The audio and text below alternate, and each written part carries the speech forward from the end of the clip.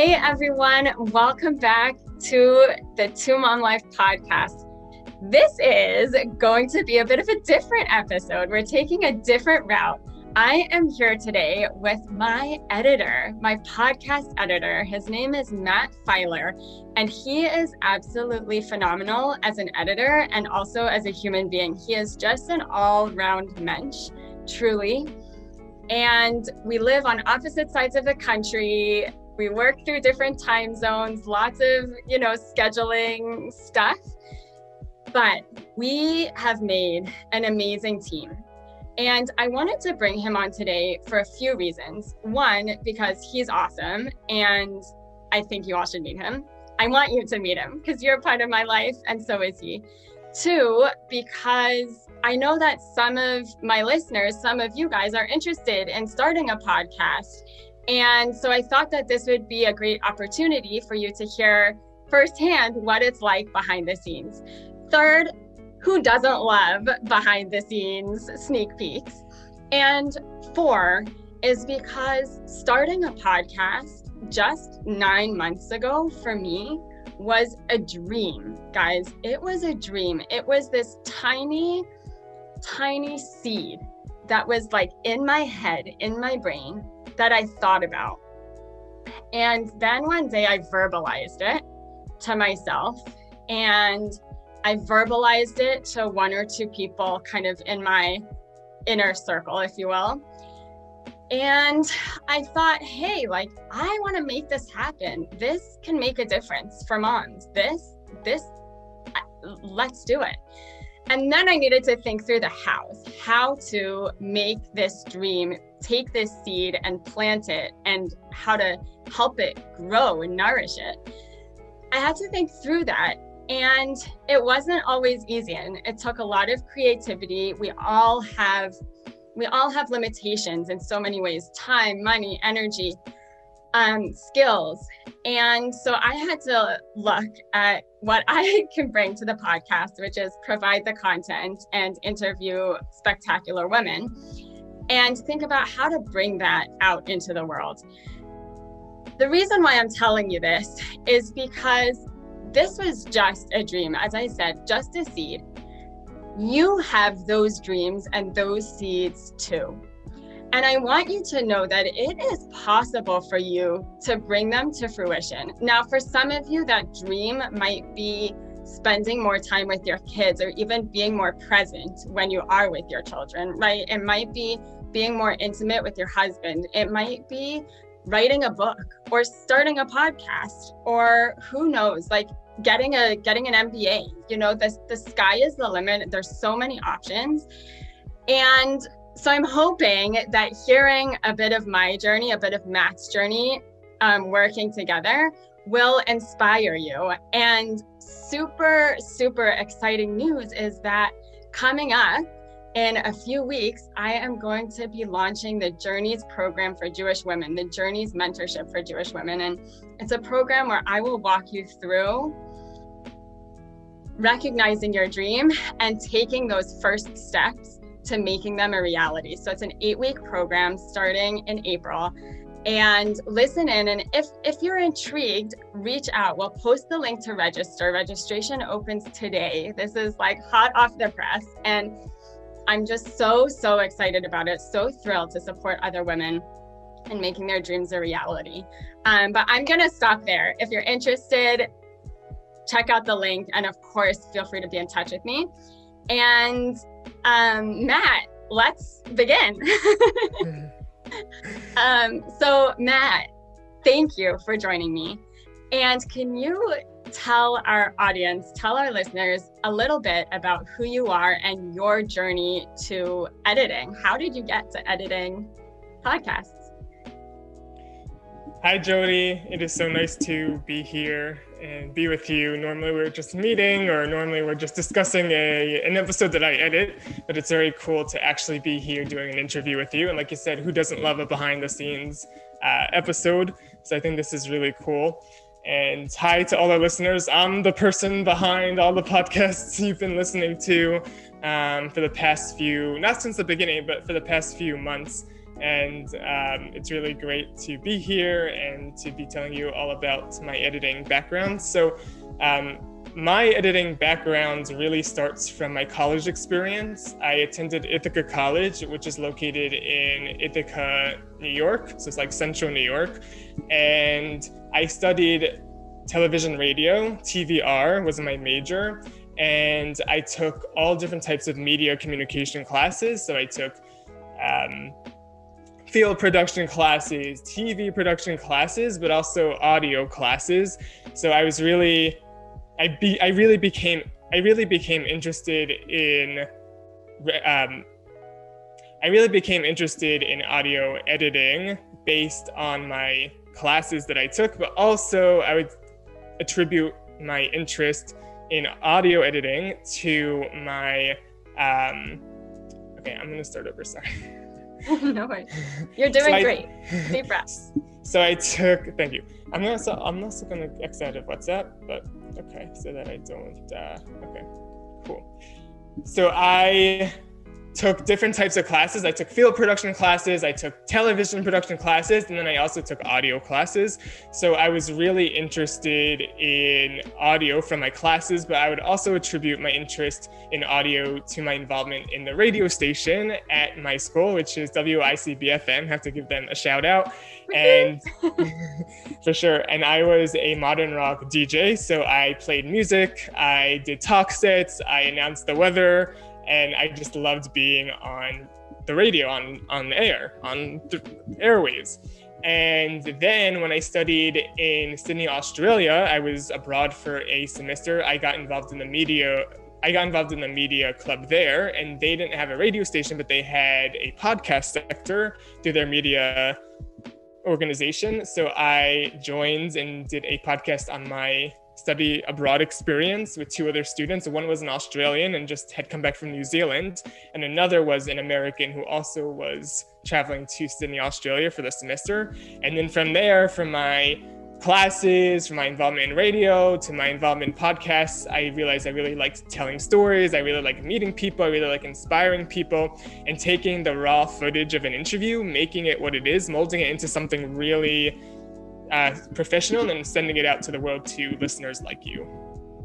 Amazing. That's beautiful. So different to my journey and my path. And this is what's beautiful about the world, is just how different people's paths cross and they meet. And our meeting was really serendipitous. I'm not going to go into it now, but it was like really from Hashem, from God, you guys. It was like one of those moments where I just took a step back when I found Matt, and I said, hey, Matt, like Hashem orchestrated this. Like we know that he is here watching over us every minute. So yeah, unbelievable. Thanks for sharing your journey. Tell us more, like what does editing the podcast, what does editing Two Mom Life entail? What does that process look like? How do you take the raw interview that I do, and I mess up and I say, I say sometimes, and I, might slip over my words, but you like take everything and you just make it sound crisp and clear. Tell us more. So to your first point, I agree. That was so cool when I was applying to positions. So I want to talk about this quickly, and I'll get into the actual behind the scenes. But behind the scenes of how we met. So yeah, I was applying for positions. I was looking on a bunch of different websites, check internships where you posted this position. And I looked at the website and I was like, oh, Jodi's like a frum woman Jew. Like that's awesome. And I am observant as well. So I was like, I would be able to edit podcasts for a fellow Jew, and to be able to sort of inspire Jewish women, like super cool. And then when we were on the phone, I was like, yeah, so I'm telling you all about my background. This also, by the way, like I'm, observant too. And it was just a really cool connection. So I agree. And then in terms of the editing, what does that entail? So yeah, Jodi, you do all these interviews with different women, and you sort of inspire moms to be their best and be their best selves and continue to grow, because like you say in your intro, motherhood is messy and there's a lot that goes on. And then I take that interview, I bring it in, I download it, I take the raw footage, so the actual interview itself, I then bring it into my editing software and I go through it. So like you said, I take out the ums, I take out the long pauses. Technology is our best friend, also could, create a lot of problems and it could sound weird. So I take out all of those weird sounds with technology. I take out any background noise. If there's something, or if a guest goes on too long of a tangent and I would assume that our listeners would be bored after a few minutes, I kind of shorten what the guest said to kind of get the gist of it. And then I go through and I make markers or little notes of the different subtopics that are spoken about in the interview, along with some time codes of good quotes from the guest. And then I take the notes that I take and turn them into show notes. And that's the outline of the episodes. And I hope that you follow the show notes, because A, they take a long time to make, but also B, it's a really good outline to follow through while you're listening to an episode. Or if there's a specific subtopic that you want to focus on or zone in to, that's a great place to check out what actually goes on in the episode, especially if you have limited time and you only want to listen to sections. If you do not check out or see the show notes, I recommend that you do. If you listen to the podcast Two Mom Life on Apple Podcasts, you will probably not see the show notes because Apple Podcasts only allows a certain amount of characters or letters in the description of each episode. But if you go to our Buzzsprout if you go to our Buzzsprout page, or if you go to listen notes to the Two Mom Life if you go to the Two Mom Life podcast on Buzzsprout or listen notes, for example, those are just two, you'll actually see the outlines of those show notes. Then I continue editing, make sure everything sounds crisp and good to the listener. I then build upon that interview. So the interview is the bulk of the episode, but then the generic intro, that's the same little jingle you hear in all the episodes. Jodi doesn't record it and the same thing every single time. It's the same audio file from day one. I put that in. I put the generic outro out in. I put the little transition noise that you hear, the or whatever it is. That's a bad sound, but you get the point. And then if there's a intro for the guest, that changes per episode, of course, because it pertains to the guest themselves per episode. So I just build upon it in a multi-track wave. I just put it together in a multi-track setting. I just put it together in a multi-track setting audio. Then what I do is, once the interview is done, I just build upon it. So I just put everything together. And for those who are editors, it might be a little bit confusing, but I just put all the building blocks to make the A through Z episode and make sure that it sounds good. Make sure there's no pauses between one audio file to another audio file, and that the episode from A to Z sounds good. I create a graphic, I put it into Buzzsprout, which is our podcast distribution website, which then sends it out to the other podcast places you could listen to the podcast, and then we hope that you listen to it. That was a great 2-minute version of 2-minute distillation of the whole process. So let's define some terms. For our listeners. So you talked about show notes. So the show notes is the description. It's a description of the episode. And as Matt was saying, he picks out quotes, he picks out key little aspects of the episode, writes it down, and that's all included in the show notes that are posted along with each episode. Also in the show notes, we put links to the guest pages. Often on Two Mom Life, our guests offer a free gift or a discount on a program for our listeners. And so that whenever we reference that in the podcast, the show notes are where you can go to find those links. Okay. I just see a bunch of people being like, oh, right now. Maybe. Very possibly. Now, tell us about, you mentioned that Buzzsprout distributes our podcast. So tell us, so Buzzsprout is our podcast hosting platform. What is a podcast hosting platform? That's a good question. So pretty much what that means is that's the home base. So that's where you post all the episodes, you post the show notes, you sort of put everything, all the ingredients for the episode there on our account that we created on our podcast distribution. Host site is Buzzsprout, but there's also like Libsyn or Anchor. There's a few that you could choose from. And then what it does is once you put all the ingredients together, you set the time for when you want everything to be put together and be sent out. It does that for you at the time that I schedule it for. And then it sends it to like Apple Podcasts, iTunes, Listen Notes, iHeartRadio, exactly. All the possible places to your favorite podcast place where you listen to podcasts, you know? So it sends it out to all those popular places, the popular podcast listening sites, and that's where it goes versus like going into each place separately instead of going into iTunes and going into iHeartRadio and going into Listen Notes and having to like post it, and like that would take so much time. I just do it again from this home base. It's like a spider web. You post it to this one central place and then it sends it out to all these other places to be seen and listened to and reviewed, etc.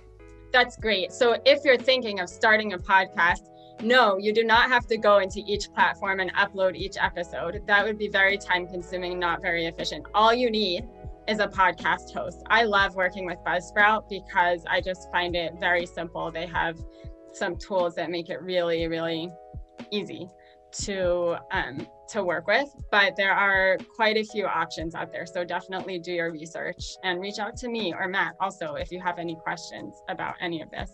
And then just to recap, so you were talking about your editing process, and as you were talking about it, I was thinking of it almost like a tower of Legos, where you start in the middle, like you build out the middle building blocks for the episode, which is the main interview, the main part of the episode. You get that all squared away and looking good and packaged out. And then you build out from that. Then you add on the little jingle and the introduction and the outro, you know, so it's kind of like you got the middle all done and good, and then build up and down from there. Yeah, that's a good way to think of it, sort of like a Lego building or any blocks that you would sort of build with. I do work with the main body, which is the interview, and then build off of it. It's also like if you're very interested in English or writing essays, there's always like the introduction, the main part, which is sort of where you write your main points or use quotes, and then the conclusion, which is the end. It's sort of the same thing, but I just start with that middle part, which is the interview, and then add the generic parts to it to make it sound like a good episode. Because if we were just to post the interview, then A, it would be a little bit boring, but also B, it's kind of nice to have the generic intro and outro, even though it's the same thing at each episode. It's like when you watch your favorite show and there's the theme song, you get like glued to the TV because you're like, that's the song for this show that I'm watching and I love so much. So it's the same thing for a podcast. It gives it that defining moment of what the podcast is, what you're listening to, and just make you feel part of the community, something you're used to each week. Yeah, no, and that consistency is good. It's like, I look at it a little bit as a grounding force. It's just, okay, like you could take a breath, listen to the jingle, and ground in to the episode. That's really great. I just lost my train of thought, but and guys, something I really want to point out here is that without Matt, this podcast would not exist right now, or it might exist, but it would sound very different and be a very different experience for you, a very different experience for the listener. Something that I've realized in my pursuit of happiness, in the pursuit of my own dreams, the podcast is one, and I've had many over the years, and some have flourished and others are still kind of a little seed, or some I've given up on. And I think so many of us have that, you know, like in high school or in college. Like in high school, I sold zip-it bags. They were these bags with like a big strand of zipper, and you zippered up the zipper and it turned into a purse, and they were all different colors and styles. And I thought I was gonna like make it big selling these zip-it bags, and guess what? I didn't.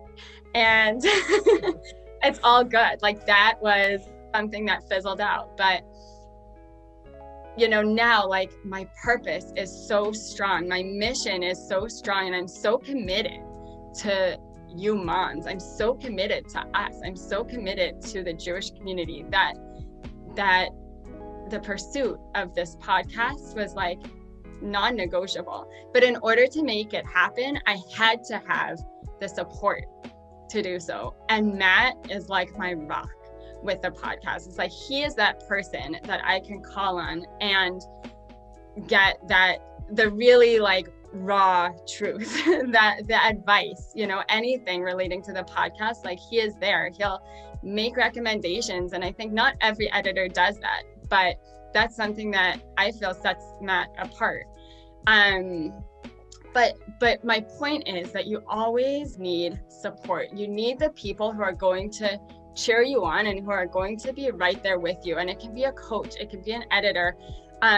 You know, part of it is that like having that other person that believes in you. Because so many people, when you're pursuing a dream of any magnitude, big or small, there will be many people that don't, or many people that say they don't, or many people that kind of you feel maybe don't want you to, right? And that might not be true. That might be a story that you're just making up. But to have somebody who's really there with you.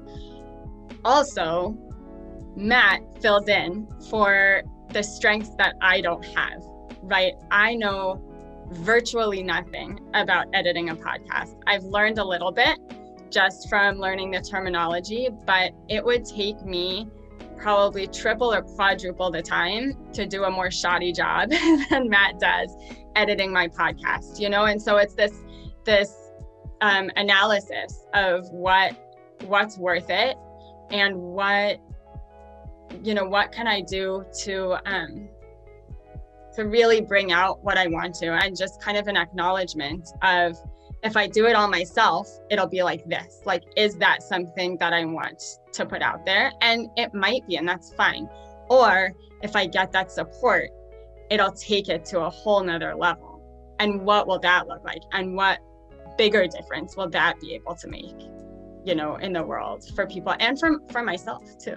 I get a lot out of doing this podcast as well. So I think it's a two-way street, and that's what makes it such a fun project to work on and so worthwhile. And that's why Matt and I received feedback of like, yeah, I love your podcast. This episode really spoke to me. Or when she said this, I needed to hear that today, you know, because it's great for me, fills me up, and it serves you.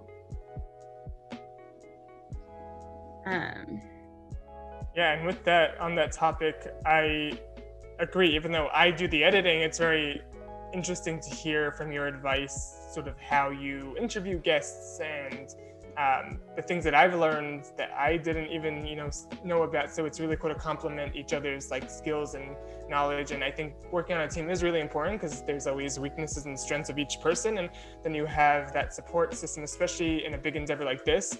It's not easy to start a podcast, and there's a lot that goes into it. There's a lot of moving parts. I think that's something that not all listeners always think about. It's very easy just to go to your favorite, podcast site and kind of press play and listen to it. But when you listen to an episode like this, you realize that there's a lot that goes in, and not just a lot, generally a lot for each episode. And we're putting out episodes each week. So from every step of the way of reaching out to guests and finding a time for Jodi to interview them, and for me, all the editing and all the posting and all the feedback we get, there's a lot. And it's honestly been so great to work with Jodi. Jodi's amazing. Jodi is has inspired me, and I'm not even a mom. And just her energy and her her kindness and her view of life. And something I told her when we spoke a few weeks ago is she realizes her mission. She realizes what she wants to do, and she's so passionate about it, and she finds a way to do it. And I think that's, something that I hope this episode, not only like, oh, how do you edit the podcast, but that you realize that there's a bigger meaning of working on a team and getting what you want and finding the support and finding the proper support so that you could get what you can. And I recommend Jodi highly if you need some of that coaching, but the right person for you is really important to find. And working on a team is very important for sure. Well, thank you, Matt. Thank you for that. I'm blushing right now. Thank you. I really, really appreciate that. And guys, I want to help you. Like, if any of you are listening to this and you're like, maybe I do have a dream, or maybe there is, even if you don't really know what it is right now, but that you're like made for more, or you know that there's something that you are called to do, like, reach out. Let's have a conversation, because I'd love to help you if I can. It just makes the world a better place when we're all filled up and coming to it from that light. Something else I want to highlight, Matt, about the way that we work together is that over the months we've developed a system. And a lot of our system contains a few parts. And I think when Matt was talking about the editing, and when we're talking about, like, there's so much to do for each episode, which there is so much to do, and it doesn't have to be overwhelming. It doesn't have to be something that bogs you down all the time. And what helps a lot with that and with managing that pressure is having systems that you can lean on. So just to highlight a few of the systems that we have in place, and Matt, fill in if there's something you think I'm missing, but a couple that come to mind. We have a set meeting time every week where we check in with each other. And I recommend doing this with any team member, really. Sometimes those meetings last for 10 minutes. Sometimes they take an hour. It just depends on what we've got going on, but that way we both know that there's a time that we can connect to ask our questions. And we're in touch throughout the rest of the week by email or text if we need to be, but we always know that there's that dedicated time, to come together. Another aspect of our system is Google Docs. So super simple, right? But when I record my episodes, which I do on Zoom, guys, it doesn't have to be hard. You don't have to overcomplicate things. I record my episodes on Zoom with my computer camera. It might not be top notch quality, but it's fine for now, for where I'm at, right? Especially during COVID. And, so I record on Zoom and I upload them to our shared Google Drive. Then I record the intro for the episode and I upload that to the shared Google Drive, right? And then Matt puts together the show notes, which are in a document in our shared Google Drive. So I can go in and I usually take a peek at them every week and make a few edits.